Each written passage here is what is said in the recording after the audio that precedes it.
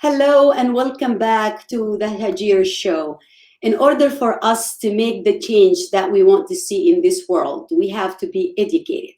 On the Hagir show, we are trying to do our part of raising awareness and discussing the issues that matters to you and having guests that makes a difference in their community and our lives every day. I am so happy and honored to have Lori with us. And without further ado, Lori, can you please introduce yourself and tell us who you are?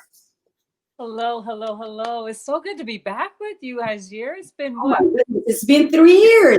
I was looking at the show and our pictures. We look so young. Oh, yeah. Hello, everybody. I'm so honored to be here. This is a great experience. My name is Lori Livingstone. I'm a professional model. I live out here in Los Angeles, California, where we are officially locked down and everyone is kind of like stuck at home. So hence the cozy look today, but we're going to make it work. So like lockdown, like literally last night. We are officially, as of last night, shut it down. Everything's closed again. Like it's as bad as it was in March. Because you guys were closed before too. Well, they kind of keep doing this weird, like we're up and then we're closed and then we're up. So we've technically been locked down, in my opinion, at least 3 other times. Wow. But they mini lockdowns. Yeah. Like okay, start restricting or they'll start doing the curfews. But it's official. Like our numbers are going through the roof. Apparently, people are dying. Of course, we all know 27 million people died right after Thanksgiving alone across the country. So, they're taking it seriously. You have to respect it at the end of the day. You hate it. It sucks to be at home, of course. But at the end of the day, we want to be alive. Yeah, and you know what? If we all kind of chip in and do that same thing, then we're going to get out of it sooner. We're collectively all feeling the same frustration. So it's not like, one person is taking on the brunt of it. We're all in our houses all feeling the same way. So what about your job? I mean, modeling, acting, that all requires being out. It requires being on set in different locations. What has that been like over the summer and then specifically now? Oh, goodness. So, the modeling world has gotten to be creative pretty much. What happens with that is a lot of designers are giving their clothes, and not necessarily giving them, but they're shipping their clothes to the model and their homes. Wow. And that way the model can model it in their own homes. So there have been a couple I've modeled here in my own, like if you go through kind of like my profile, you could see what I've the first quarantine where I was modeling shoes and I was modeling outfits and things. So a lot of the designers, that's what they started doing. They started having the models do their own shoots themselves because I mean we know what we're doing. What we're doing. Do your own lighting, your own makeup. Oh yeah, the whole gamut. We have to know, of course, how to make ourselves look beautiful, camera, lighting. So it's made us all, in a sense, in my opinion, it's made us all photographers because I'm doing shoot time and I mean like people. Hey, that's pretty good. So I'm glad about the success. But as far as Hollywood, we're getting tested left and right. We're getting tested literally. You're tested to get approved. You're tested to stay. You're tested like constantly. May it be the actual COVID test or the temperature checks or whatever it is. They're taking top priority to make sure we're all safe to remain working. So are you guys still like if you're in the middle of a movie, keep going or shut down across the board shutdown? Well, they've made Hollywood essential workers. I know that was brilliant. I hope it doesn't backfire and bite us in the butt, but we are officially essential workers. So it looks like Hollywood's still going to work, even though we're literally locked down again. Wow. Yeah, hi. But we've joining us. Huh? Can you hear us, Fred? I'm going to say we have Fred, Dr. Fred Water, just joining us. And you can all see from the background, he is ready to teach us some self-defense technique and talk about what he does. Fred, it is so nice to see you again. And let me just say this. I was watching our video together, Lori and Fred. We actually had to go to the airport to have an interview with Lori, me and Fred. Oh, okay. Remember that? I remember. Yeah. Trying to Yep. control the lights and the camera and the sound in an airport, like Harrisburg Airport. That was There Yeah, you the easiest interview ever, but it was worth it. Fred, go. Yeah. was. welcome. Introduce yourself to everyone and tell us who you are, please. Yeah, Dr. Fred Waters, close quarter combat instructor for TopFlight Combatives in Defense. I teach rape prevention, gun disarmament. I teach actors how to act in the movie to fight, how to disarm weapons. I train military how to train disarm weapons. And I eat ice cream, apple pie, and cake. I love that. He has the humor. Perfect. Guys So ever when you were little, Lori? you're breaking up here again. Did you guys work together when you were still in Harrisburg? We went on. You talking to me or Lori? Both. Story. So Okay. Fred met each other on set of a movie where Fred was I'm gonna correct me if I'm wrong, Fred. You were a bad guy. You were fighting man. Yeah, well, so we did several things together. You know, I'm old. I can't remember. But yeah, I remember it was Well, one. What was that? Star Wars or something like that? yes, and he was playing Yeah, a it bad was guy. several things we did. This guy up in a bar in a couple scenes, and I kept looking at him, and I was like, "You look like my dad." I think I approached him. Or, was that in Mechanicsburg? Mechanicsburg or New Cumberland? Yes. That's right. Yeah, yeah, yeah. And then after that, we just kept working together. We kept doing like these little, little movies that we were shooting in Yeah. Harrisburg, Pennsylvania. We kept kind of running into each other, and then we kind of became role buddies where we would go look for the jobs together. Yeah. And But go the only difference with me, I drove a truck for a living. I couldn't get off a lot of times. That's what Right. hurt me. But Lori kept going, and I'm proud of her because she went straight to the top. And you know what? I told her, don't stop until you're happy. You just shoot for the stars. And she will get there. And Yeah. I still remember that he called me like, it's like, you have to find time. We have to drive to the airport. You need to meet this amazing woman and Yeah. her story. And I'm like, okay, let's do it. Yeah. He called our camera slash producer, Sharina. She was very helpful with us, and she said, let's do it. I mean, Yeah. what a crazy thing, but I am so glad I have met you, Lori. You are an amazing person, and you have a story to tell. The success, the struggle. A lot of people will be inspired. I mean, you're inspiring many women out there, and you are going to continue. Just all right. Talk to us. What happened to you? How did you get to where you at right now? And she is originally from Harrisburg, everyone. Yes. So talk to us about everything. I mean, we have a whole hour for both of you. I started my career in Harrisburg, Pennsylvania.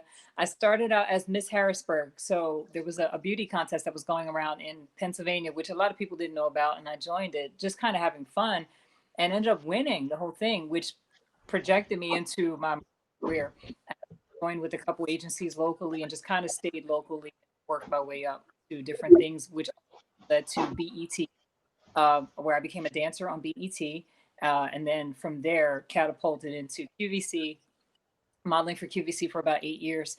New York Fashion Week, became a professional model, definitely through there, and just kept kind of going. So I was doing both. I was both an actress and a model, but my modeling career was sustaining me. And I just kind of kept going until I decided I didn't want to stay in Harrisburg anymore. And I moved to Florida, as a matter of fact, and went to HSN.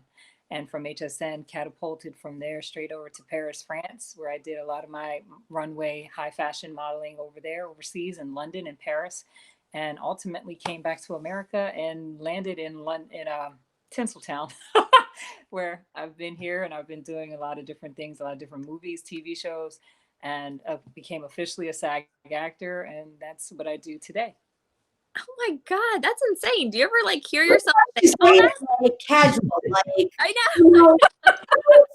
know, I'm just a Hollywood actor. I love you. It was not an easy road, which Hagir, you do remember that. Like one of the key things that definitely happened to me, and it made me an advocate without trying to be, was while I was in Paris, France, I was targeted by sex traffickers. And that's something that became one of my staple things to help people. And it still is. It isn't as prominent as it was when I first came back to the States. I came back to America in 2015, and I just dove myself headfirst into teaching American women, particularly, the dangers of it, what to look for, because I felt like in America at the time, it seemed to me like America just still wasn't prepared. Like they still weren't ready for the fact that this is happening. I think at that point, back in 2015, women in America were looking at it like this is an overseas type. Yeah, this isn't an American issue. This is overseas. This is other countries, and it's like, oh no, it's right here underneath your nose. So I've tried to educate people, and even now I don't educate as much, but I do stay on top of what's happening and like all the new things that sex is doing now, and they really aren't new. They're just kind of tweaked or fine tuned. But the key is to basically educate people and to let them know it is right under your nose. And when I say that, I don't mean that lightly. I mean, like literally, it could be your neighbor. It could be that car that just drove right past you. It could be, right as like when you go to the grocery store, like it's happening around you all the time. And it's to the point now in America, our ignorance as American women to this problem is making it easier for them to have their way, for them to keep getting away. What I'm seeing now is a lot of children going missing, and that's the most heartbreaking. It's kind of like, adult women are still a commodity, but they want the children. So whenever you're hearing about these kids going missing, you're hearing about women going missing. They're not going missing. They've been sex trafficked, more than likely they've been taken. Like this is at the last I checked, it was a 62 billion-dollar industry, if you will. People are they're not going to stop this anytime soon. This is not something that's just going to, be swept under the rug and go away. There are a lot of hands involved in this. There are a lot that, that are, they're getting some sort of deal from this. So the idea is to keep people aware. And I, of course, would love to talk about that too, as well. Just what are some of the new things that are happening? What happened to me? And, how I, this whole thing, like I said, I didn't want to. You are. It made you who you are, the beautiful human being we're seeing now. It definitely did. It caused me, and Fred always stays on too. Fred's always like, you got to learn self-defense. You got to, and he's right. He's absolutely right. Like, we jump into this world, we're like women, we're on our phones, we're doing our own thing. We're, lost in our heads about, I got to go pick up the groceries, or, and that's when you are a target. That's when somebody's watching you. The key things I always teach people, and I've been, and Hagir, I've been saying this from day one. So I've been saying this since 2015, and I'm floored that this is still like people are still clueless. Yeah. The aspect of it. A lot of these sex traffickers are not the creepy guy approaching you, and that's what we as women, I want to say Black women, but it's all women in America. Okay, and I'm going to test you on this. When your parents said to you, "Don't speak to strangers," what was the first thing you thought of? A creepy old man in a van. Exactly. Boom, boom. So they know that. They're fully aware of that. They know that you're thinking that creepy guy is the creepy old man, that weird looking guy, the one that kind of gives you the bad vibes. They know that, and they're not going to approach you. What they're going to do is they're going to send the BFF types, and that always blows people's mind. But I'm like, it's always the girls. It's the women. It's not some weird guy that's going to approach you. It's going to be an elderly woman that is very motherly and, oh, honey, baby, and, oh, are you okay? It's going to be her. It's going to be that BFF that's like, hey, let's go hang out sometime and let's just go. It's going to be that girl, and that's one of the key things that they're doing right now in America. I watch a lot of TikTok. And I was telling Fred about this too. TikTok is not just an app anymore, just to play around and do all the little, cutesy little, games and stuff like that. If that's what you want to do, you are missing out. TikTok is now quickly becoming the fastest way to educate yourself on any topic, on anything. And sex trafficking is a big one on TikTok. So these women are actually experiencing these things, and they're telling you their stories. And one of the key things, it's not new, but it's still very prevalent, is women. So the key thing now is you'll be out doing your thing, and some girl will come up to you and just approach you and say, oh my gosh, I love that outfit. Oh, that's beautiful. Where'd you get that? And the next thing you know, of course, being a girl, what will we do as women? We're gonna respond. We're gonna, and you talk, and then next thing you know, they invite you for coffee. Now, most people would just kind of think that harmless and just, oh, okay, yeah, sure. Or some people, oh, I'm busy right now, I can't go. Here's where they start telling on themselves. So they start to get very aggressive with you in terms of, oh, well, can we just go now? Like, and they'll just be persistent and trying to get you to go have coffee right now. This is one of the new trends or things that sex traffickers are doing. And these women are totally being used to bait you in to go with them to have coffee as girls or whatever, and then basically bait you away, take you away. Another thing, they're putting flowers on your car, on your windshield. They're putting, just anything, any sort of object on your windshield of the dash of your car. So that means they're watching you. Like if you go to the grocery store, if you go to the mall or someplace, whatever's open, somebody's watching you. They'll see that you're a woman by yourself. They'll come to your car, put something on your car. Well, the thing is, don't touch the item that they're putting on your car because they're lacing it with some sort of toxin or poison that is intended to knock you out. So if you smell the rose can in fact knock you out because it's laced with something. Or if you touch the paper, you'll get whatever they're lacing it with, it will instantly take you out. So what they're telling women to do, and these are literally true women on TikTok, these are women all around the world telling their stories about, hey, this is what's happening to me. What you do is just drive home. And then on top of that, don't drive home. Don't go straight home. Yeah. If you put something on your car, leave it there. Don't touch it. Don't try to remove it. Don't just leave it there. Get in your car, act like you didn't see it, and then drive away. Don't go straight home, like linger, definitely let the police know right away. So they're up to their tricks. They're doing stuff. I think when I was sex trafficked, um, a lot they were more brazen. I think it was more like just kind of go out and just kind of snatch you. There was that white van. They just come out, grab you, throw you in the van. You never be seen again. And they're still doing that to some degree, but they're trying to soften up their approach, their tactic. They're trying to get you to trust, to let your guard down, to feel vulnerable immediately, so that you're instantly a target. I mean, instantly, taken. I was in France. I was in Paris, France, and I was modeling. I was. It was a BFF. It was a girl. She was supposed to be a friend of mine, and she basically invited me to some event which was modeling inspired. So I felt safe. Again, guard down. I get there, and basically the girls, they knew everybody. They could speak fluent French, but I only spoke a little. So a gentleman approached me, as you know, Hagir. He approached me, and he comes up, and he basically is interested in me as a model. So that's what I was there for. I thought that's what we were going to do. So we start exchanging information. Turns out he's not.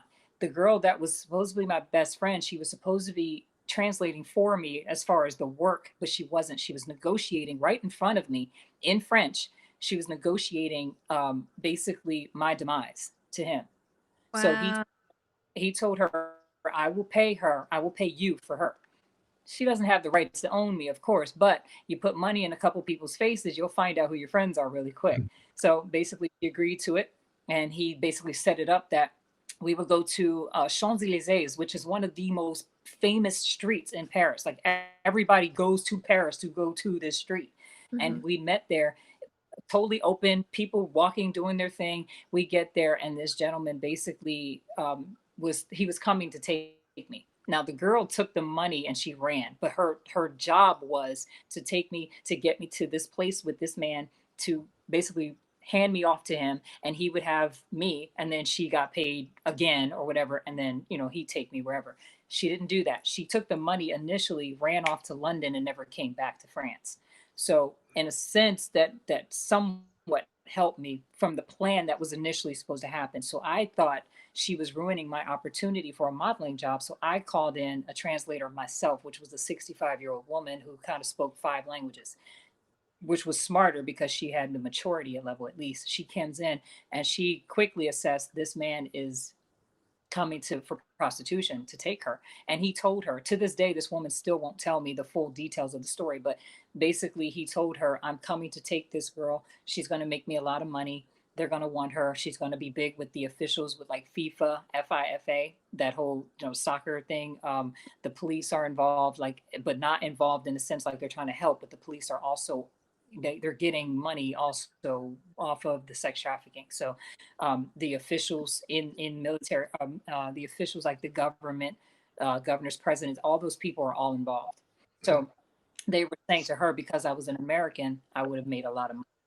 And he told her he would have to take me to Qatar that night, and that they were waiting for me, and that all she had to do was pass me to her. All she had to do was literally, say, okay, go, and he would have had me and took me. But he told her, I have to beat her into submission. I have to find out how strong she is, where her head is mentally, and then we have to break that down. We have to break her out of that immediately. She's going to go to Qatar first, and then once they have their way with her, they're going to bring her back to France, and then we'll figure out for her. He had it all laid out. He basically had everything all laid out, what he was going to do, and she didn't let him take me. She called it out, and she literally grabbed my arm, and we ran in one direction, and this guy ran off somewhere else. And I ended up going into hiding in Paris, France for about 30 days, hiding in her grandson's bedroom. I'm in like this children's room, sleeping in a bunk bed just to hide from these people, because we didn't know if they knew me. We didn't know if they knew where I lived. So, of course, that's enough to wake anybody up and to let people know this is a big deal. This is a serious problem. And unfortunately, I feel Americans don't take it seriously enough. So is there, like, did you fit a profile of who they would normally go after, specifically in France? Is there a profile of people that would normally be targeted? Because if you target the wrong, I would think that you could get the wrong kind of attention, and have people take it way more seriously. Yeah, models in France, particularly. I think there's levels to it. Mm-hmm. Is the best way to answer that. Yeah. So, a woman is a target. No, it's not like oh, you have to be this, because I think that's another misconception that Americans have. Oh, they're only taking teenagers, they're only taking kids. No, they're taking women. They're taking people. There was a point when pregnant. Unfortunately. Yes, and the boys are going missing too, and I think that's another misconception that people are missing. In my case, a lot of models go overseas. A lot of American women go overseas. They just get swept off their feet because they're in Paris, and they get these romances. They meet these great guys, and they just fall into the trap, and then go missing. A lot of American women don't come back from overseas. A lot of American models don't come back from overseas, particularly France. So in my case, they were trying to send me to like the top officials. Of course, there's no, to me, it's all disgusting. It's all bad. But like I said, there's levels to it. So like what they tend to do with just your average, and please, I'm only saying this because of how it's structured. It's not my part, how I see this. We're all valuable as women, and we all respected, period. But basically, your lower level are the girls they just kind of grab off the street, grab them, put them in the back of a truck, drug them instantly, and you'll never see them again. Then they have a higher level where they're more like the madams, where they beat them into submission, and then they make them like the call girls. So you look like you're just having a good time, like you actually enjoy this, when in actuality, you have been officially pimped out in a massive way. So that's what they wanted to do to me, where they wanted to take me to the highest level with the actual president, the government, the officials, FIFA, all those people that had high ranking money. Basically, they were trying to put me with them. I feel, not because I was so great or so, special or anything like that, in terms of me. I feel like a lot of it was because I'm an American. And let's just be honest, there are no, at least there shouldn't be any American women that are like, oh, me next, I'll go, my turn, Yeah. they have to almost take us. They have to snatch us, because we're not willingly, to my understanding, we're not willingly doing this, So most of these people aren't really encountering American women, which would make that a hot commodity overseas. Yeah. And in 2013, I had the first show. I'm not sure if Fred remember that. We actually had, when I first started talking about human trafficking here in Pennsylvania and in the US, people were looking at me like, you're crazy. this is not happening. So I actually brought in a trafficker, a previous trafficker who lived here in Harrisburg. He had a epiphany, and he just stopped. He, I don't know, got older. I have my own reasoning why he stopped, but at the end, he came and talked to us about, who were his target as being a trafficker, or a pimp, whatever you like to call it. He did actually came in the show and did talk about who are the target, and how they do it, who who are they using it. And like Lori just said, the one that they don't have anyone to worry about them or report them missing.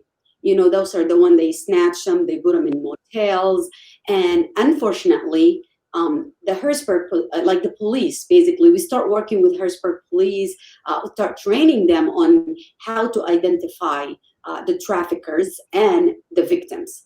And unfortunately, what got me like really losing my mind in 2013 is they can see a woman being trafficked, and she's the one is going to be arrested because this is prostitution to them.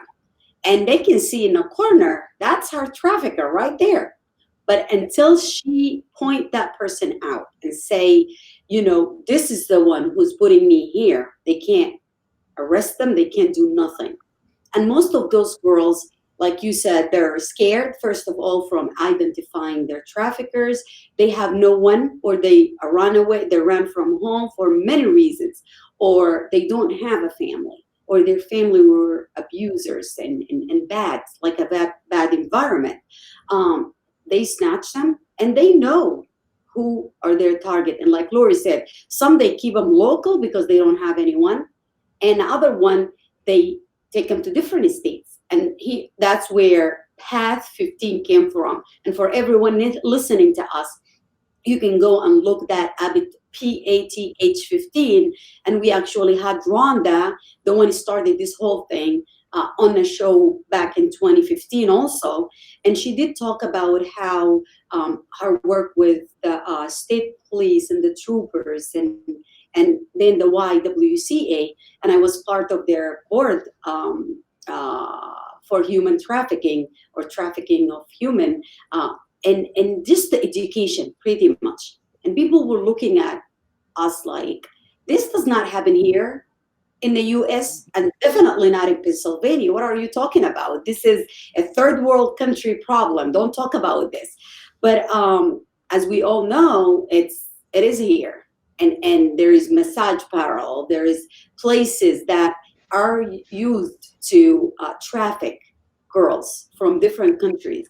And isolation is the big thing. They move them from one state to another, and they use Route 15, hint, Path 15. That's the law we just passed in Pennsylvania, I believe in 2016 or 17. But anyways, we're going to get back to you, Lori, and talk about that. Fred. Yes. All right, talk to us. First of all, talk to us about what we just said, and then we can get into business about showing people how to protect themselves from any situation, not just human trafficking. Okay. Well, yeah, what you're talking about is some serious stuff, because I remember that when we were doing your filming, and I think that's what made me and you start working together, because I got mad. And I was on the verge of bringing up Mr. Happy. Yeah. But anyway, the things you got to look for, you find a lot of people, just like Lori said, and you did, Hagir, that people always going to look for somebody that has a low self-esteem. That's the first thing they look for. They look for a person that looks like they're lonely, that they could use a friend. That is the easiest target. A lot of times when you have broken homes, and it don't have to be a broken home. It could be anybody. A young guy can come up, a nice looking guy can come up and talk to a girl and makes her feel special, or he can talk to any girl and make them feel like they're special. The same with a young boy.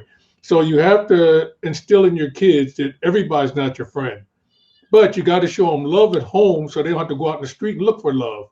That is the biggest problem in my feeling. So when I talk to kids, I talk about what your parents told you. Don't talk to strangers. If somebody come up talking about they looking for a dog, that's a personal problem. You get away from them. They looking for a cat, get away from them. You know, they got 2 legs and 2 arms and 2 eyes. They can find their own animals. So don't get caught up with these people out here wanting you to help them do something. If they got a problem, call 911. If you're at the mall, I did a seminar a couple of years ago at the mall about abduction, little kids. You know, my daughter, when she was young, we trained her from the beginning. We don't look for you, you look for us. So wherever, when I move, you move. We didn't play that stuff where you just walk all over the mall and do what you want to do. No. So I showed the little girl, she was about, oh geez, probably about 3 years old. I had a long leather coat on, and I just picked up, put up under my coat and walked away. I said, this is how easy it is to take somebody's kid. If you're standing here where this bag is and somebody's on the other side, your kid's over there, how do you know what your kid's doing and you're looking for a good deal? You train your kids to stay with you. They shouldn't run around the store unsupervised. And that's some of the easiest ways to do it. But then you don't have that structure like we used to have. I mean, hardcore structure where, you know, you had to be in at a certain time. Them lights go, when them lights come on, you better have your butt at the house. You don't have that these days. You have kids running around the day shooting people. What they doing with a gun? You got people running around smoking. What are they doing? Yeah. You can't even pay no bills yet, and you run around like you're grown. So the parents got to be parents, and you got to look after your kids if you don't want to wind up seeing your kids on a milk carton box. So I mean, I tell it the way it is. Now to get into some safety things, number one is this. This comes second to this.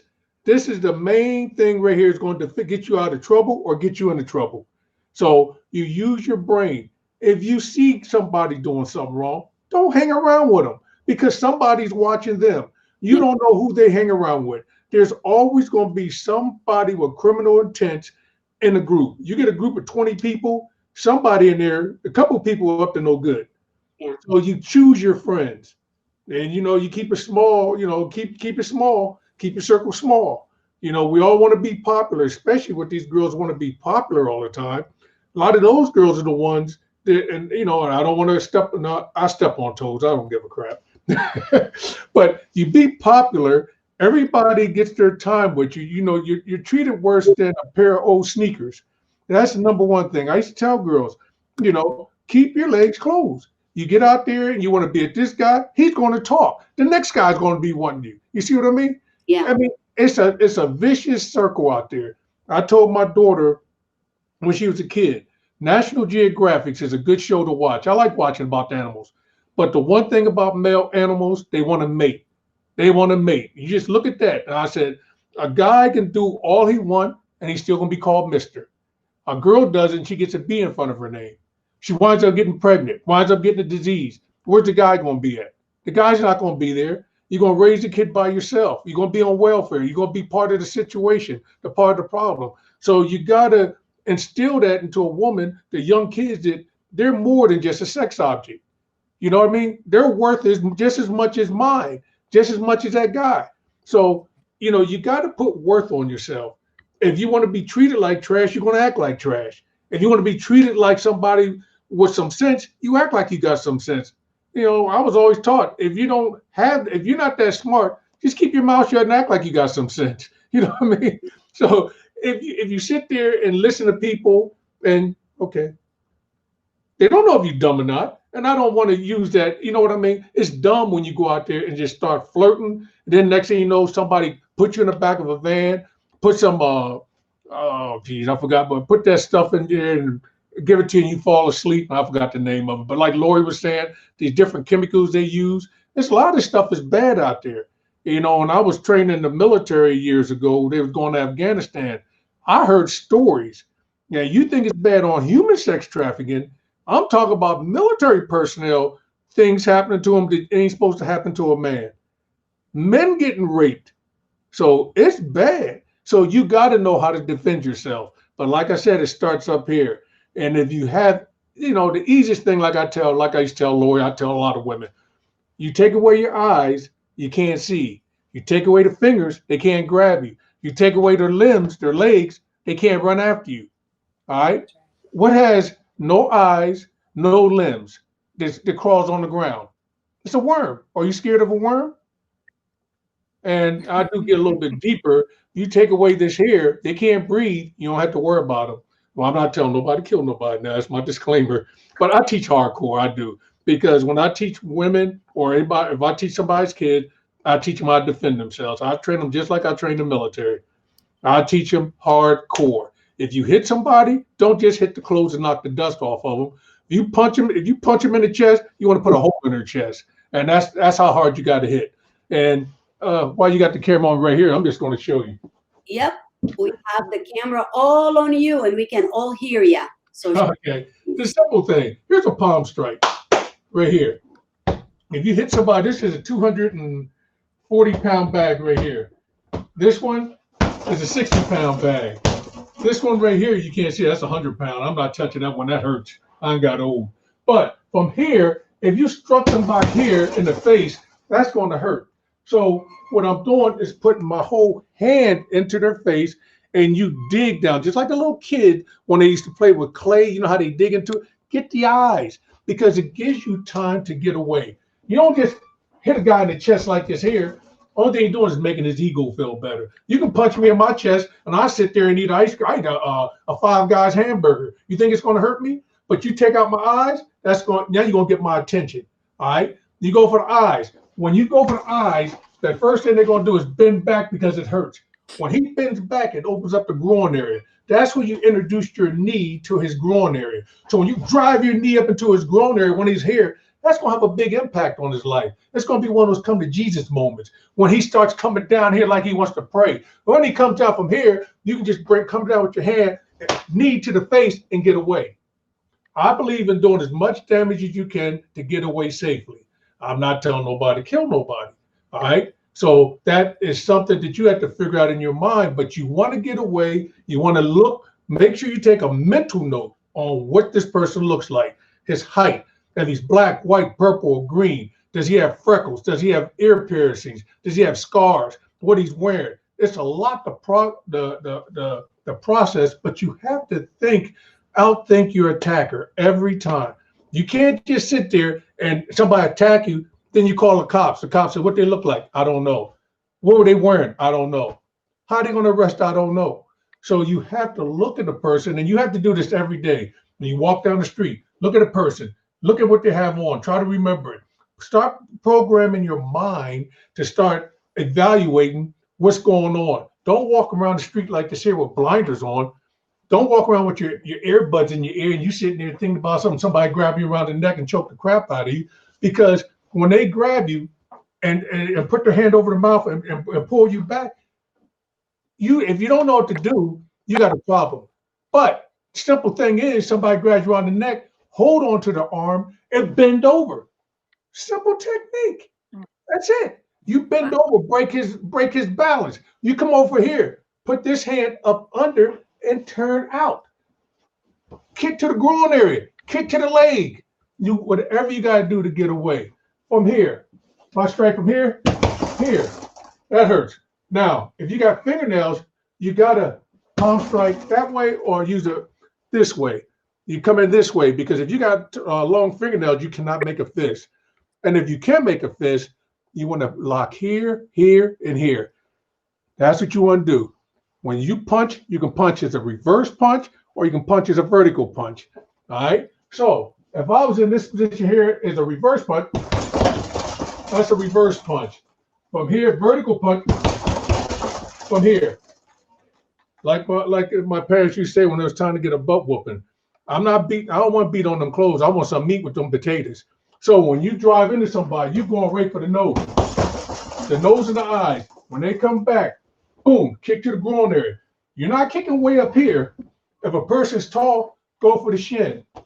Go for the shin. Just kick to the shin and get away. If you hyperextend that knee, then they're going to be limping. Do as much damage to get away. And all else fails, they come up, scratch in the face. DNA. Always remember that. So if they have on gold, a necklace, anything, rip it off.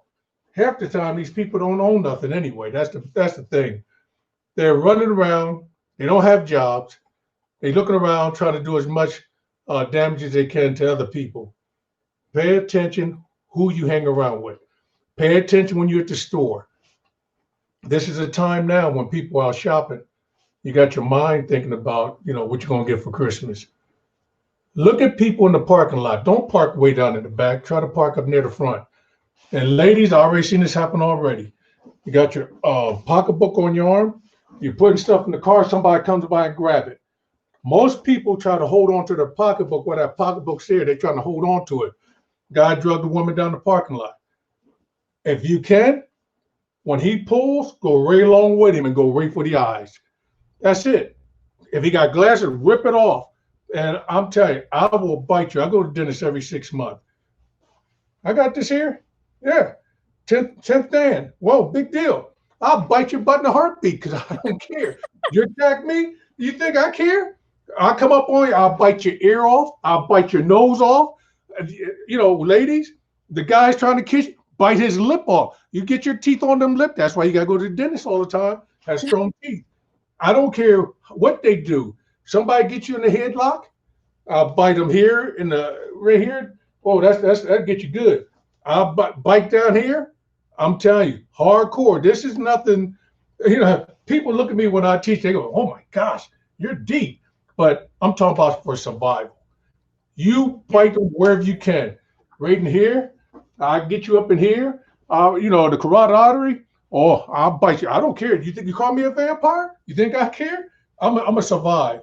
If somebody grabs you, or if somebody grabs you in, just from here, just reach out and go right for the eyes. A simple technique. They put their hand around your throat like this here, and you're afraid. They're like, they want you to wimp out, and you go like, "Oh, please don't hurt me." For women, that is the best defense you got. "Oh, please don't hurt me. Please don't hurt me." The softer you talk, to drop his guard. And when you get to that certain point, shoot straight up, your thumbs right in his eyes. You stick him in so far that your thumbs hit the back of his cranium. That's how deep you go in. And guess what? I bet you won't grab nobody else again. That's what you got to think about. So, any other questions? Because I can go. You are amazing as usual, but I think we can all benefit from a recap. If you can, He's exactly right. I think we as women, we think too much that, I don't want to hurt anybody. Oh, but you have to. Like Fred, that's right there. What Fred just demonstrated was exactly the problem that we have as American women, particularly. We don't think this happens. We don't think that it exists. We think this is that other person's problem. We think this is that other country's problem. We don't realize this is our problem. And he's right. It is down to those seconds. You have to think. He is absolutely right. Your mind is literally one of your strongest weapons in those moments, because you have to think fast. You cannot freeze up. And if it comes down to it, to where they put their hands on you, you better make sure that your hands are the last hands that they ever try. Coming See, that's the thing too, Lori. When I show women, we do women's self-defense, Grandmaster Tamika, we do, I help her teach her class sometime with the women's self-defense, but since this COVID's out, I keep my butt in the house. I ain't got time for that stuff. But I used to tell them, before, when they go to grab you, and, you bend the fingers. Now, I'm going to tell you something right now. This one right here is like hitting $1 million lottery. If a guy come and grab you and you break that finger, do you think he's going to grab you? You see, I see you cringing up there on the right over here.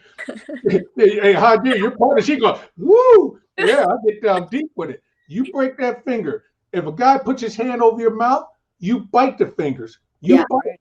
And as you bite, if he put his left hand on you, you turn that direction. Where a lot of women make a lot of mistakes is, if a guy puts his arm around them, they turn the opposite way and he can choke. Go the way, if his elbow is this way, that's the way you want to go. You want to take it off. And, and to me, this thing is simple, but if you're not taught how to defend yourself, how do you know how? Just like for cooking, I can't cook. My wife can cook. I'm not a good cooker. I put some baked beans and boil some sausages, but I have to be trained to cook real good like her. You see what I mean? So you have to take time and train how to do defensive tactics, self-defense. And remember, eyes. We all remember eyes. Remember, like I say, certain things happen. Somebody get punched in the throat in a heartbeat. And here, you cannot use this part of your fist to punch somebody in the throat. It got to go on this way. This slides up under the chin. Only in self-defense. You don't play around with people like this because you can kill them. Yeah. But the thing of it is, if any man puts his hands on you and tries to harm you, you got to do what you got to do. And you remember, you go for them eyes, go for them. Don't just touch them. Get your finger in there. If you're responding, if you got perfume on, that stuff burns when it gets in your eye, don't it? You ever get perfume in your eyes? Yeah. Pepper spray. Oh, yeah. See, I perspire a lot. So the salt from my body is going to burn somebody else's eye because it sure burns my eyes. So I already got my mind figured, I already got it out. Somebody comes up and grabs me, just say a big guy grab. Yeah, just because I got a black belt don't mean I can't get my butt kicked. And I don't care who you are. Anybody can get their butt kicked. Only difference is I can determine how bad my butt's going to get kicked. You can't determine that, but I can. You see what I mean? I might lose, but I can determine how bad it's going to be. But that person, if I don't get tired, then I'm quite sure an ambulance is going to have to come and get him. They're going to have to scrape him up because his legs are going to be broke, his fingers going to be broke, and when the paramedics get there, I'm going to still be beating on him. I'll be delirious, but I'm going to be beating on him because I refuse to lose. You see what I mean? So the thing of it is remember, you go for somebody's eyes. If they, and it's kind of hard to teach, but if somebody came with the right arm and put up on my throat, I put my right hand on their right arm and turn my body. Then they're going to be like this here. And crazy as I am, I'm going to break that arm because it had no business on my neck. I will turn, bring my weight, push up, break the arm. I will come, see, this is different because I'm used to teaching one-on-one or in a group, but I have to learn how to do this stuff. But you have to remember, they grab, just imagine yourself, put your hand over, pull her hand over this way. You want to pull it over. The harder you crank it, turn your body and apply pressure. 9 times out of 10, they're going to drop to the ground. But we can do this at a later date. Go ahead. Your wife doesn't want to help you demonstrate? Oh, she's working. That's what she gets for marrying an old head.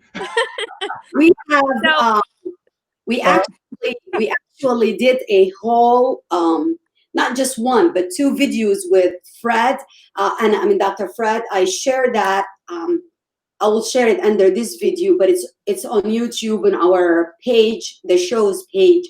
And he did demonstrate with adults, and I was one of his guinea pigs too.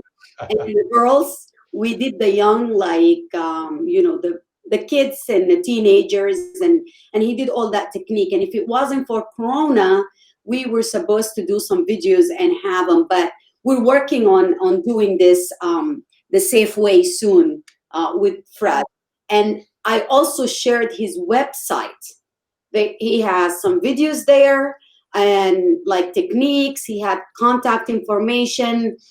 And I think it's very important. So reach out, take his class. This is a money worth spending because you will need it. And he is good at what he's doing. Look at his.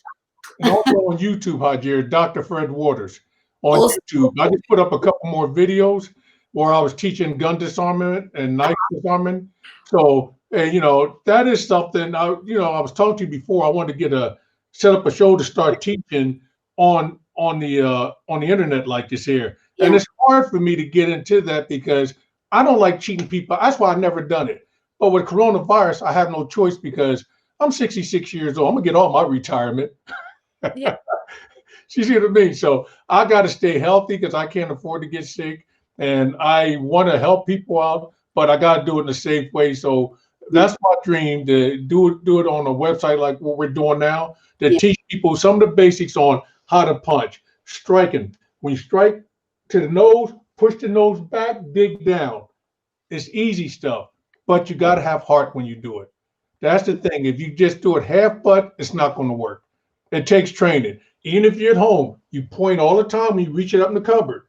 Just think about it. Going for somebody's eyes. Even if from here, if you put your finger like this here, like a beak, it's stronger. You don't, a lot of people scared they might hurt their finger. Here, that's what you do. just like this here. It's like a beak. Just to your own arm and see what it feels like. Then you start going for pressure points. Here, pressure points here. Here's a temple. You go pressure points here. Somebody comes up and they're trying to choke you. You can also go from here. It's a pressure point. Where is it? Right in here. Dig in here. That hurts. You know, I grab their bottom lip, but never put your fingers in nobody's mouth because they're going to bite you. Yeah. And if they have some type of gum disease, but hey, I want to talk through your whole show. Go ahead, Hagir. Oh, no, no, no, no. That's why we have you. We want you to talk. You and Lori are, really, this is like life. This is real life. Yeah. And we want people to be careful. And at the same time, you need to, because when we taught us the first time, I did not, I remember you asked us to like hit you hard. And I was like doing it this the wrong way. And it's like for me personally, when I was a domestic violence victim and I didn't know how to protect myself. And I wouldn't even dream of hitting someone who was 250 pounds and 6'3". Yeah. After that, I mustered some courage and I went to Hag. They have like through my LPN when I was doing the nursing, I took the martial art. That's my first introduction to defend. But I took it as a class and just to learn some techniques. I really, really learned from you, Fred. And I'm not just saying that because you're here, but he gave us like 1 hour. It is still stuck to my head. The way you teach is not just inspiring, but it actually refreshing and it is stick to your mind because now I know I am going to those eyes. Yeah, but that's it. And and I teach different. My system is called Waters Rule Combatives. All right. And it's a self-defense close quarter combat course. What I teach, it's a system that it works with any system. I studied jujitsu, aikido, judo, ishinru, taekwondo, muay thai, Chinese boxing. I studied a lot of different styles. But what I did is took what I needed from each system. See, a lot of people think that, okay, well, Shotokan's better. Jeet Kune Do's better. That's the one that Bruce Lee created. It's not the style. It's not the system. It's the individual. You make the system. Like you could be a co-host. I mean, a host for their show, but you can be a poor host. And everybody's, oh, that show's sorry. No, it's not the show. It's the person doing it. And then you can turn right around and another person come up and can be a big hit. So don't get caught up on what system is the best. Get what you need out the system. It's just like when you're making a salad. When you're making potato salad, I use that for, I don't cook. My wife does. I'm not a maker, but I don't cook. But it's putting in the potatoes and the cucumbers, the onions. You know what I mean? And you put some mustard on there. I know y'all go like, what? Mustard? Oh, that's good. You know what I mean? You put the mayonnaise in it. And then like a salad, when you start putting the croutons, the tomatoes, lettuce, green peppers, onions, that's what makes the salad so good. Just with the lettuce, you might as well just go out in the backyard and eat some grass. Yeah. But when you start putting in the rest of the ingredients, that makes it good. So when you start getting into self-defense, you look at the system. What could I do to the system to make it better? You know what I mean? Everybody teaches traditional. There's nothing wrong with that. I'm here. What's happening now? You know what I mean? Back then, 3,000 years ago, they had samurai swords and bamboo sticks and sickles.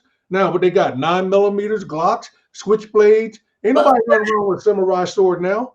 You see what I mean? You got shotguns. So the bottom line is, if you can touch them, you can take the weapon. And I specialize in disarming weapons.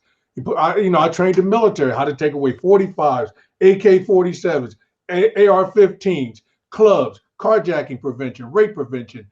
I mean, I teach all that stuff, but that could be for another time. That's just a little introduction. And we're going to do, we have a lot of people watching us now, and I wish I can do another show with you and translate that in Arabic, because I know a lot of people in different countries are watching now as well, in maybe different other languages. But we're going to make videos with Fred, and like I said, go to his website and learn about the techniques. But if you can give us like a summarization on like steps. I know if someone is too close to me, we all need to put this in our mind. Like you said, to use your brain first, and to think, do I have a way out of this situation? Oh, you always got a way out. And I remember you said that in 2015. You told us that in the video, that if you can run, run. If Yep. you get away or grab something, do it. Like if someone is coming towards you, don't walk to them and say, oh, I know how to do martial art. I'm going to, like, run. There is no shame in that. That's right. Turn around, go back. Like if you're coming out of the mall and it's going, you know, and I hate to say it, it's probably going to happen somewhere in the country. Somebody's going to get robbed at the mall somewhere. And the thing of it is, don't walk out by yourself. Use the buddy system. The buddy system works. You all right? Don't be so proud to think that you're all that. Look, I'm 66 years old. I'm getting old. I'm not like I used to be 10, 15, 20 years ago. All right? But I still hit hard. But the thing of it is, you know, you use the buddy system, and that way, if you're two people there, you're a lot better off, a lot safer. They always look for a lone person. Criminals, now you got to remember one thing: criminals don't want to feel pain. They don't want to get caught. They always want to do things so nobody sees them. That way, they can get the next victim. That's all it is. It's a game to them. We're the prey. They're the what I should say. So do you mind if I summarize this with you? Like you say your technique, and I'll make it in a language that everyone can understand. So if you're leaving the mall, if you're leaving any place, dark or during the day, if you can have someone with you, have have someone with you. Even if you don't know those people, and you see, just wait until a lot of people coming out to the parking lot. I remember that's good to park as far in a dark area. Try to park your car where there is lights and other cars. Don't park near a van. I remember that's a good one. But today you can be parked by anything these days. People are crazy. I wouldn't be surprised somebody try to get somebody in a Volkswagen. Yeah. You know what I mean? So the thing of it is use common sense. Carry pepper spray. Yeah. Have your keys ready. If you got an alarm on your car, if you feel threatened, push the alarm on your car and because when it starts beeping, it's going to draw attention. That's what you want. You want eyes on you. And don't depend on other people to help you out. Because most people, the first thing they're going to do is get their cell phones and they want to videotape you getting your butt whooped. So think about what you can do. If you got a bag of groceries or whatever, drop it and run. Get security. If you don't feel safe, go back in and get security to walk you out. You see what I mean? But depend on yourself. You out. This is part of their job. I know a lot of people don't know this, but you can go to the security officers anywhere and say, I don't feel safe. Walk in the car. And I don't think they're going to say no to you. No, they better not. Use the keys. Yeah. Oh, I showed you that one too. Yeah. Key, right? Yeah, but you want to put that key in between the big key in between the two fingers here, and you have it in there tight.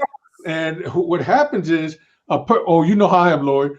I go right up the nose or go right for the eye. See, I'm an eye person. I like eyes because if you take away the eyes, if a guy like this, what do you have to worry about? Yeah.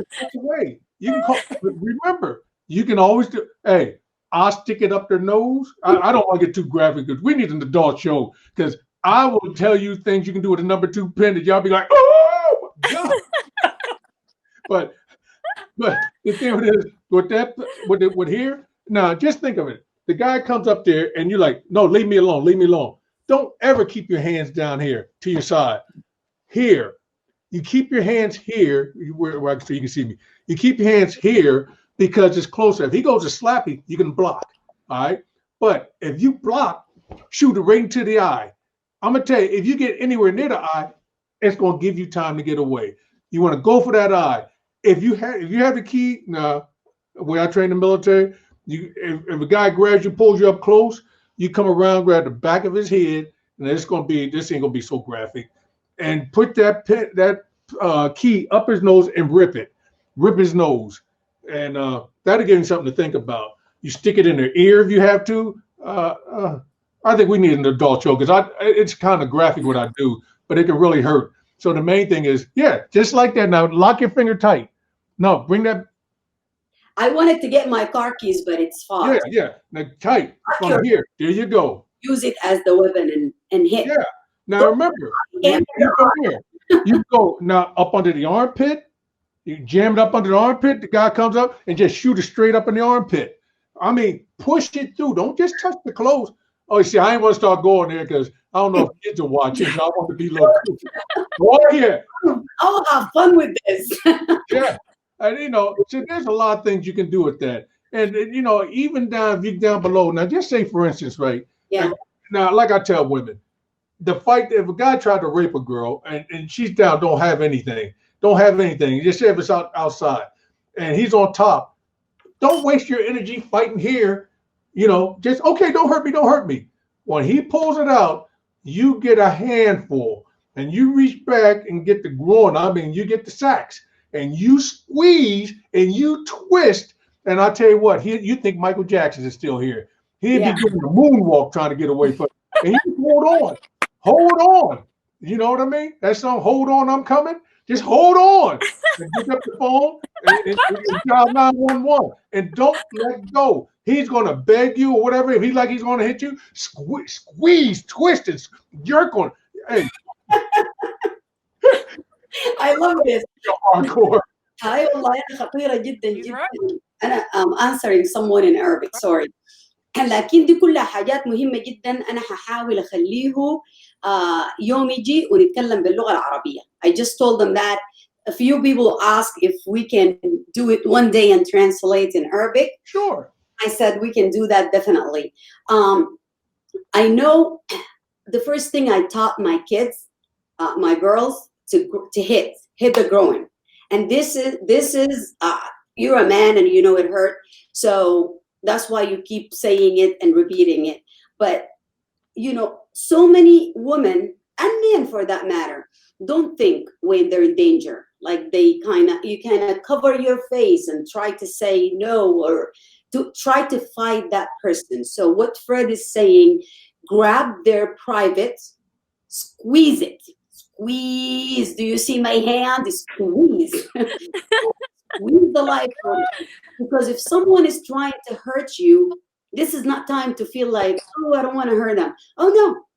You have to hit, like punch, grab, squeeze, and then get your phone and call 911. That's what you have to do. You just got to keep it real. There's no fancy stuff. When you watch movies, that's movies. I've done movies. That stuff, nobody can get hit for 15 times and don't get a reaction.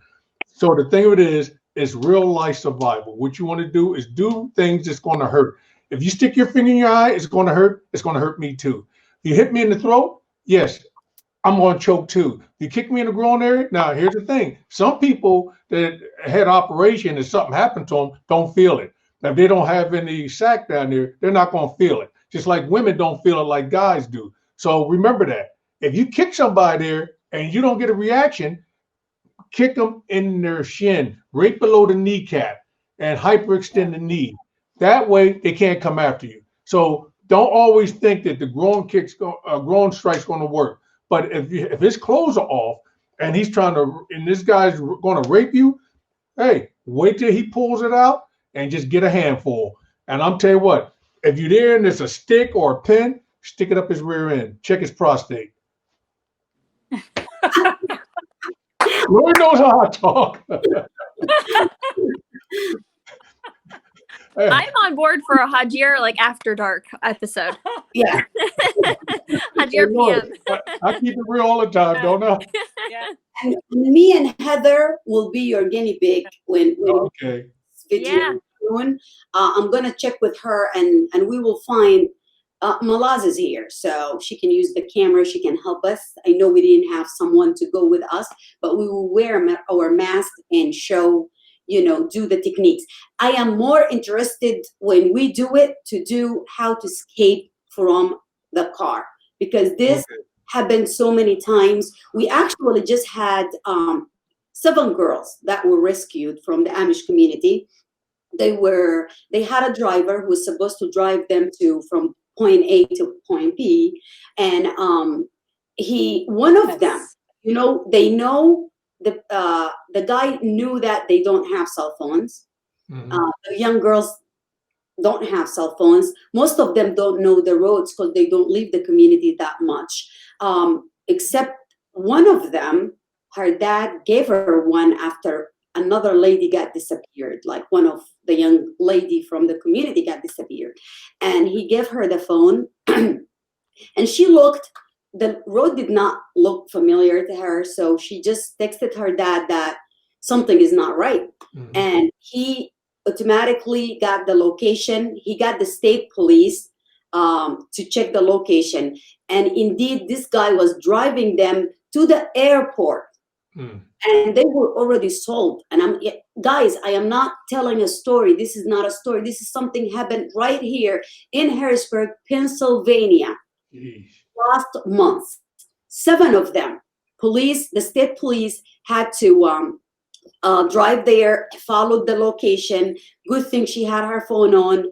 They followed the guy, they rescued the girls, and they had the guy arrested, but unfortunately, he's the small fish. He wouldn't give up the names, and that's always the case. So we want to do that. We want to talk to people about yeah, like if you have kids, I do have the family share with my girls. I can see where they're at, and pin their location. This is really important. If you have young kids that go to school or college, or they walk even 1 block by themselves. But another thing, Hagir, take a picture of the driver. See, Yeah. we was in Philly about a year or two ago, and we stayed at the hotel. My wife and sister-in-law was going to this concert. I didn't want to go, so me and my brother-in-law, we just stayed back chilling. And when the guy pulled up, his windows down in Philly, darked out windows, I took a picture of him, took a picture of the license plate, and I told him, I said, I just want to make sure my wife gets it because now I got your picture. I know who you are. Yeah. And I'm quite sure, me, I wear my shades all the time. So, and then I gave him my business card. And when he looked at my business card, so I knew I ain't had nothing to worry about. I actually have a picture with your shade. Look at us. We look so young. This is over 3 years ago. Yep. This is, yeah. But that's what you do, is make sure you take a picture of the driver, the car he's in, because at least you know what the guy looks like that picked up your family.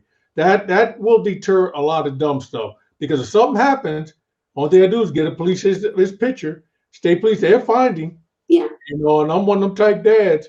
You better pray that the cops find you before I find you. Because homie don't play that. So and it's bad because everybody wants to just live in peace and be happy, but people are doing this nonsense. Grabbing kids, human trafficking, kidnapping, killing people. It's crazy. They ought to lock these people up in prison, put them in with their own kind, and see how tough they are. You know what I mean? Exactly. You want to go stealing some kid, then go on the cell with this 350-pound guy lifting weights all the time, and see how big of a man you're going to be. Exactly. It's crazy. We need to, they need to put the stuff on the books. I don't know. I don't follow that stuff like you do, Hagir.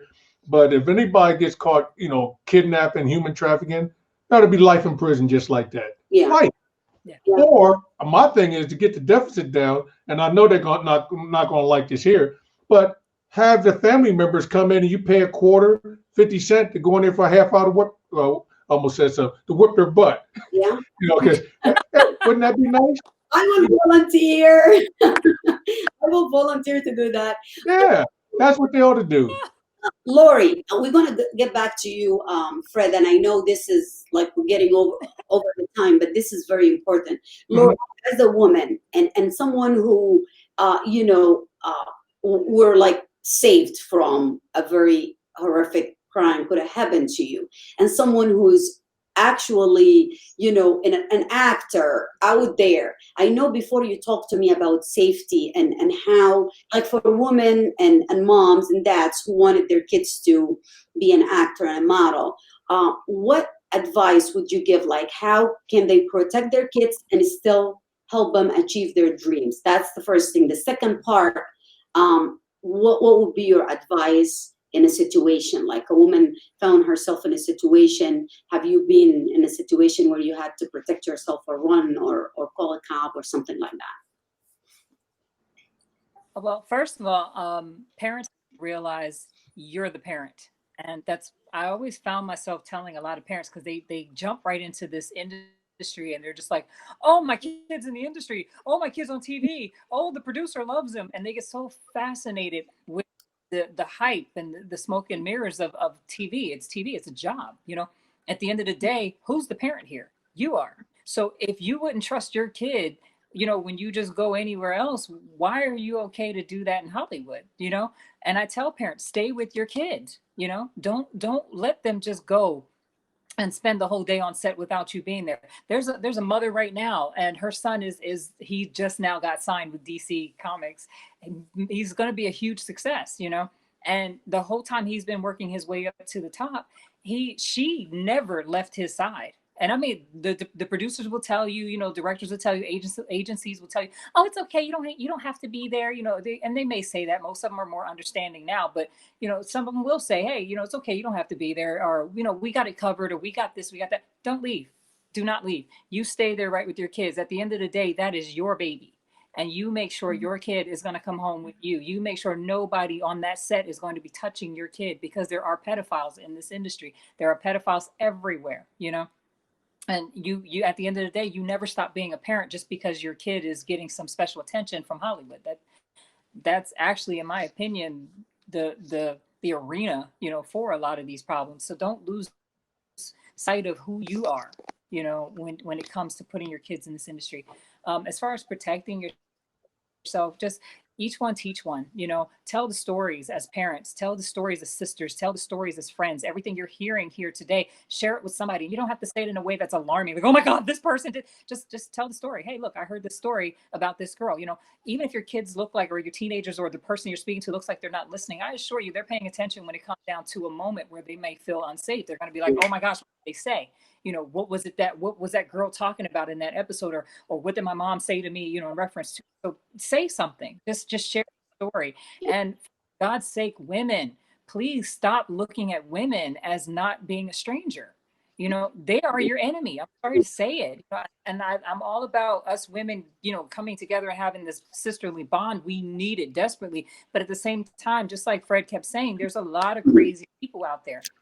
And the crazy people are not just men. You know, a lot of are women that will come across like your best friend. They will come across like your mother, you know, motherly, or like they're so concerned for you, you know.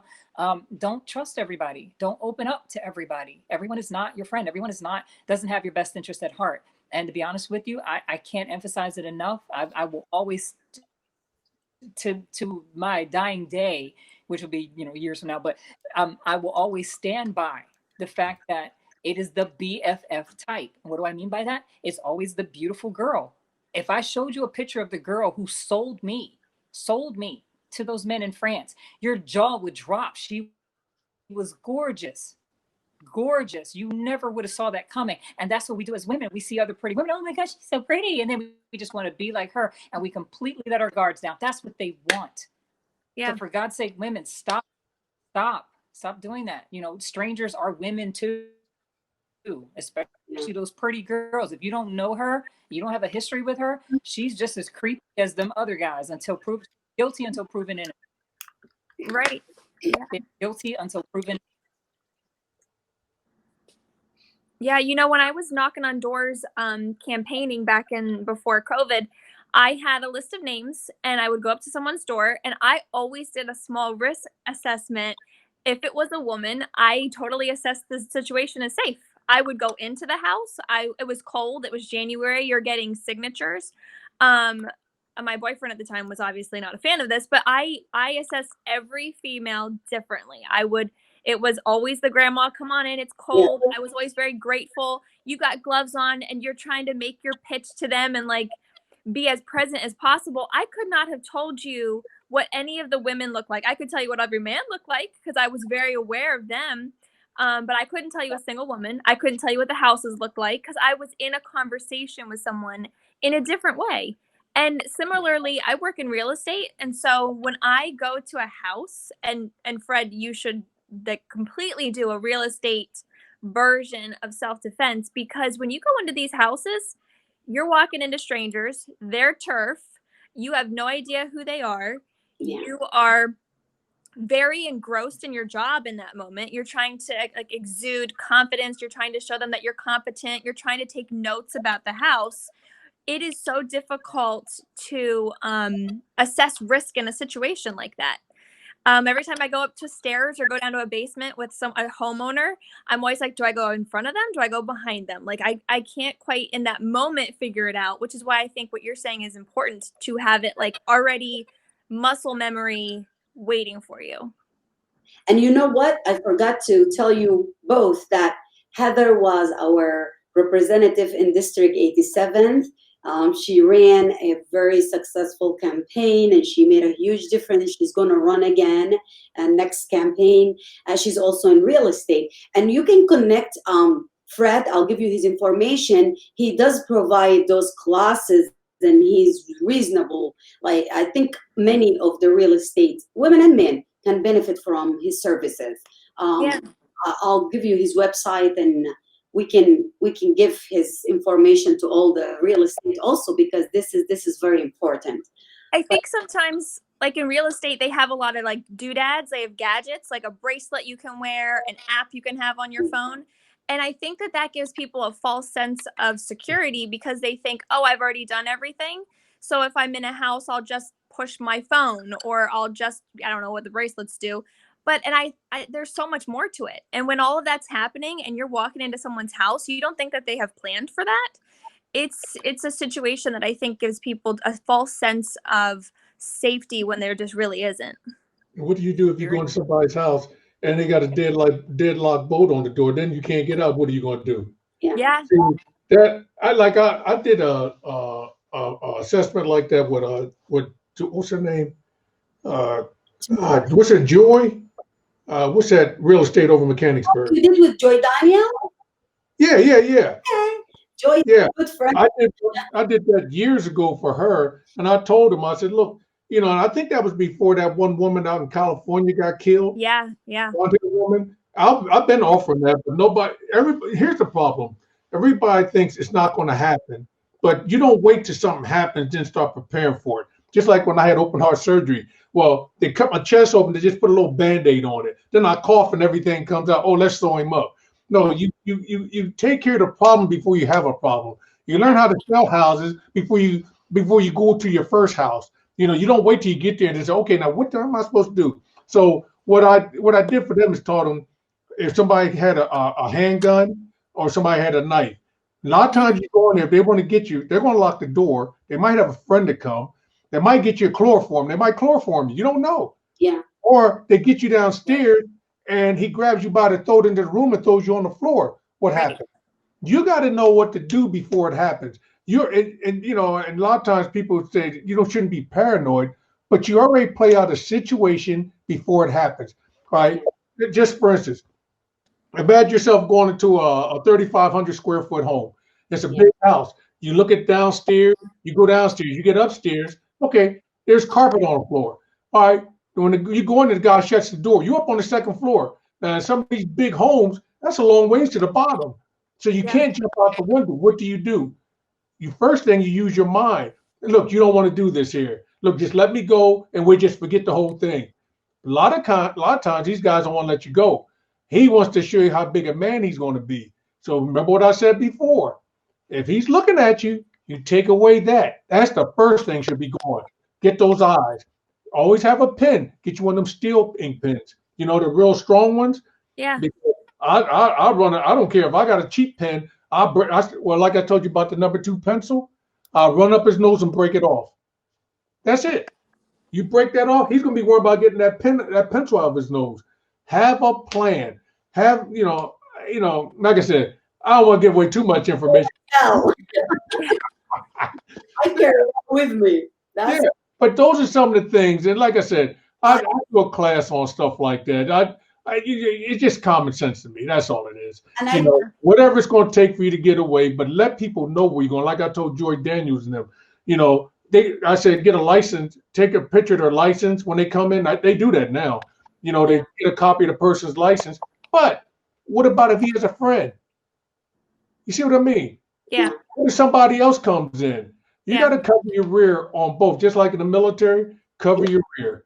They said it different where it started with an A. That was you got to cover it all the time, protect you. And you know, it's getting dark. It's dark earlier. Yeah. Y'all show the house. If your car breaks down, if somebody does something, you know, like put some slice your tire. You know, make sure you got AAA or something.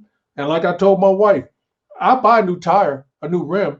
If Yeah. something goes wrong, you drive that flat tire to the nearest police station, a fireplace, a place where there's a lot of people. You know what I mean? Mm-hmm. So it's just using common sense, you know. And I told her, you know, like my wife, when she drove her SUV, I said, you know, if somebody gets right behind you and you know bump you and you feel threatened, drive that thing over a curve. I could buy new rims, I could buy a new tire, I got insurance. So use common sense when you out there showing the house. Don't be so naive and caught on the dollar signs because you know it's evil people everywhere. And the way things are getting now with COVID and people losing their jobs, people get more desperate. People Yes. want to take. So you can be showing a house. This guy could be a nice person, but then it could also be somebody else that's watching you. So always be aware of your surroundings, what's going on. Keep your car parked, you know, cut your lights on, hit your alarm, make sure your doors are locked so nobody's in the back seat. Because you asked me a question about somebody, what can you do if somebody's driving you in the back? Well, here's the eyes again. Pull that head back with your fingers and eyes, just like when 9/11 happened. I went down to the Harrisburg International Airport. This was back before 9/11 happened. Before 9/11, like months before that, and I wanted to offer a safety program for the stewardess and pilots. Well, they said they had one. Well, Hagir knows. I showed her a technique. Somebody put a knife to your throat or a box cut or whatever. They cannot cut your throat if you do a certain technique. Am I right, Hagir?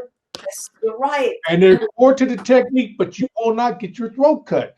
So there, if you have the training, you're a lot better off. But when you don't have the training, most people turn right into it and get their throat cut or get it sliced. You know, and it's hard to explain it. But you know, I don't want to give out too much information because if I do, why you need me to come teach a class? Just go back and oh, this is I do this. We're doing your job. What if we do that?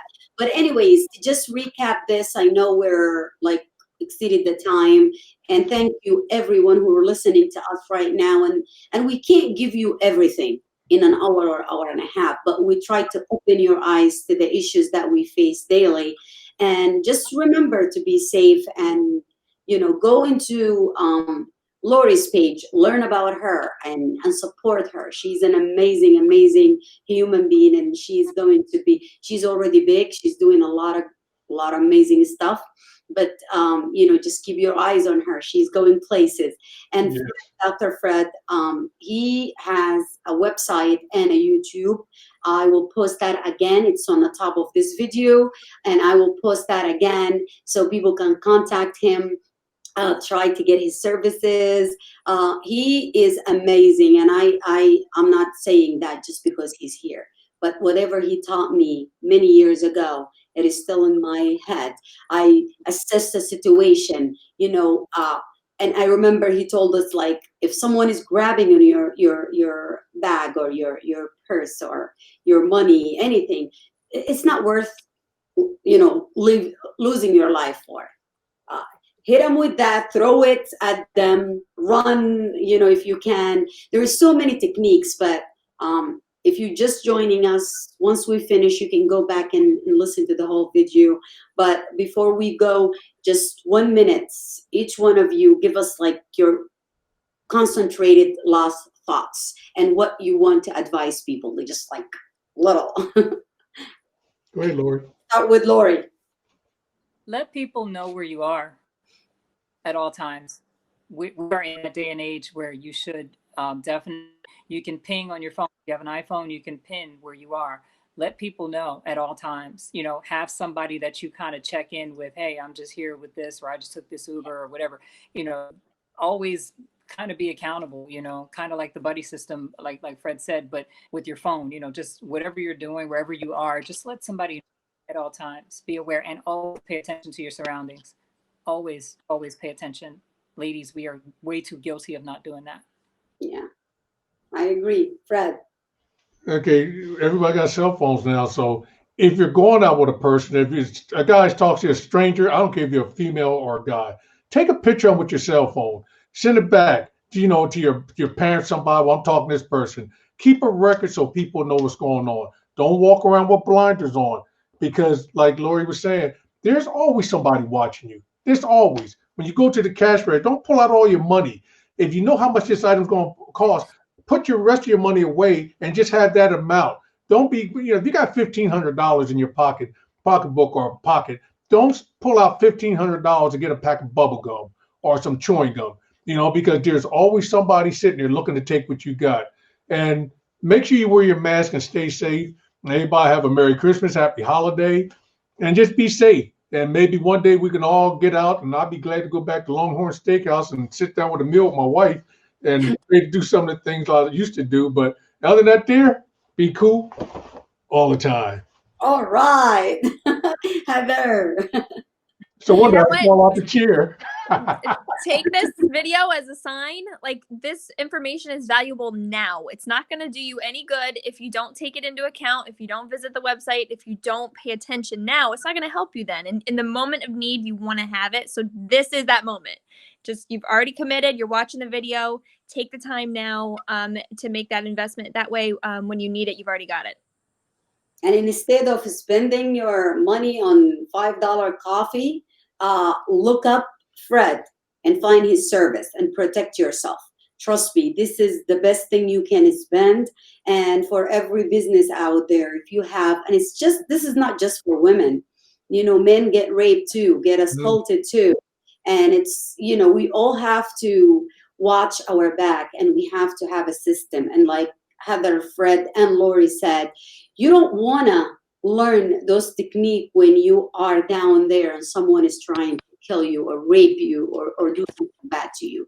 Knowledge is power. So know how to protect yourself, know your surrounding, everything that you need now, and it will stay there. Trust me. I have the worst memory. I don't even remember where my car is in a parking lot. I start to take picture, but I still remember what Fred taught me in 2017. So contact him, get his information, take his classes, do that. You need it. If you have kids, he does kids, adults, teenagers, grown-ups, men, women. He will teach you a thing or two. So please be safe, everyone. And we will have the videos ready for you once we get Fred and get it taken care of. But until then, thank you all for watching, and we will see you next Monday.